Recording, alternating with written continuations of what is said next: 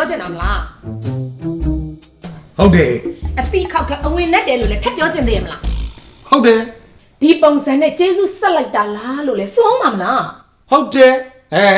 ခိုင်သိန်းကျော်ပါပါပြောမယ်စကားတွေပါပါအတွက်ထားအောင်နော်နင်ဘာမှဝန်မပြောနဲ့ ဝင်မပြောလဲပြီးမှလားပပရဲ့ ဟာခိုင်သိန်းကျော်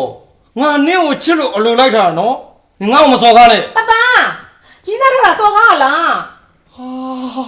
နင်ကအရွယ်ရောက်သေးလို့လားရီးစားထားရအောင်ဟင်နင်ပါဇက်ကနို့နံတော့မစင်သေးဘူးဟဲ့ ဟာဘာလို့ရွှေမရောက်မှာလဲဒီမှာပပ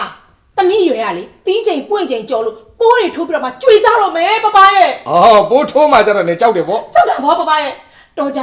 ကြီးတွေငှက်တွေထိုးလို့ရှင်ပပတော်ဝင်ယူမှာလားပြော ဟောခိုင်သိန်းကျော်နင်ဟာလေအေးနေစမ်းပါနင်အကောင်ကလေနင်ဘဝတစ်လျှောက်လုံးကိုအဲ့ဒီကောင်ကဘာတွေများအာမခံချက်ပေးနိုင်လို့လဲဟမ် ပပရဲ့အားဟာလေအရွယ်ငယ်လူမွဲလက်ကြောမတင်မျိုးဗီဇာမကောင်းမိမယ်စူးစမ်းခြင်းစိတ်လေးတော့ရှိပါသေးတယ်ပပရဲ့ တော့ငါလုံးဝသဘောမတူဘူးအထူးသဖြင့်နင့်တဲ့အဲ့ဒီကောင်ကအသက်ငယ်လို့ ဟာအသက်ငယ်လို့မချစ်အောင်ဆိုတော့ဥပဒေရှိလို့လားပပ ငါမှရှိတယ်ငါဥပဒေမှာရှိတယ်ဟွန်းငါလုံးဝသဘောမတူဘူး ပါ No talking don't speak ဆက်ပြောရင်လင်ပေးစားခံရမယ်နင် အဲ့ဆိုသမီးကလည်းကိုယ့်ကိုစူးစိုက်လုပ်ပလိုက်မှာပေါ့ အမဆူဆိုင်တယ်ခိုင်သိန်းကျော်ရဲ့